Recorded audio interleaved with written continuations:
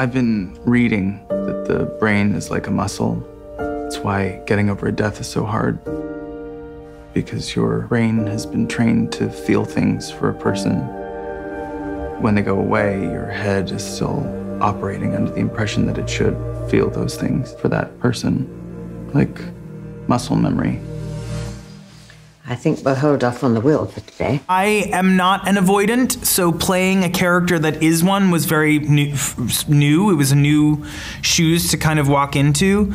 Mark is a character that runs away from a lot of pain because it's too hard. He thinks it's too hard, and he doesn't want to confront it, and it's far more comfortable to, in his case, like seek love elsewhere. Rather than repair or live in the sadness a little bit. You can only run from sadness for so long until it catches up to you and you're forced to confront it. Can I ask you to have a drink with me?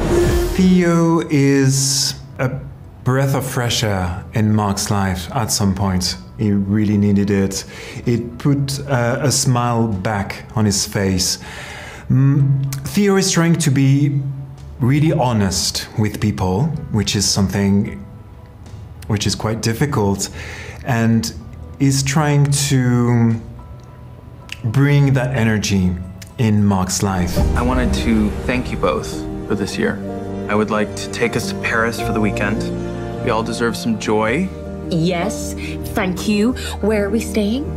Thomas is living with unrequited love and is using humor to deflect from the pain in his life, that he actually wants to be loved and find someone to maybe spend the rest of his life with. In the meantime, he's also soaking up a lot of emotion and mess from his two best friends and just quietly getting on with it and keeping everything ticking over. But of course, at some point he has to reach a limit, and I think it's actually a very positive thing when he does.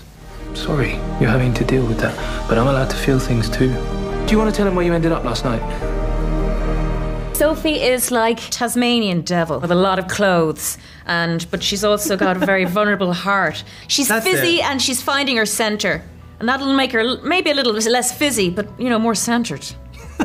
My husband officially died a year ago today. Such a meticulous person.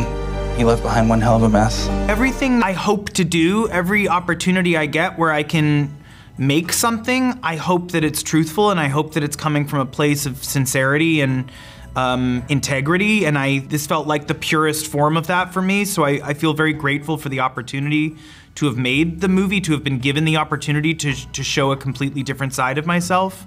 I waited a long time to figure out what was next, and this felt like the right thing. I write what I know. I write my life. I write about my friends' lives. They happen to be part of this community. I don't want to put gloves on when talking about life, you know? Every story should be treated the same way, with the same level of nonchalance, with the same level of mess. And so it was important for me to just tell this story as anyone would tell it.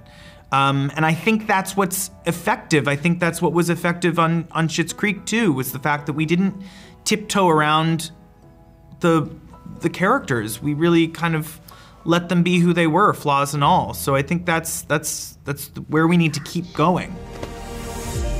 We love you. This is us loving you.